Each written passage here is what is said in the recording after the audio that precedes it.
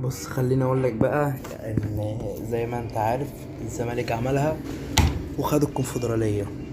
طبعا مبروك للزمالك، مبروك لينا يعني. حبيت اقول يعني ماتش صعب، في اخطاء كتيره قوي المفروض ما كانتش تحصل. طبعا عقبال الاهلي ويبقى سوبر مصري، و يعني الفرحه مش مخليني عارف اتكلم بصراحه. طبعا انا لابس تيشيرت احمر مع اني يعني زملكاوي. ماشي طبعا.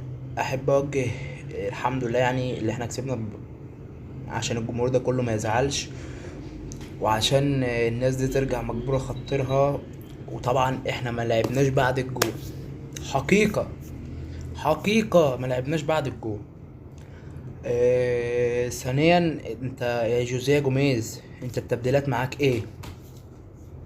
التبديلات معاك ايه انت؟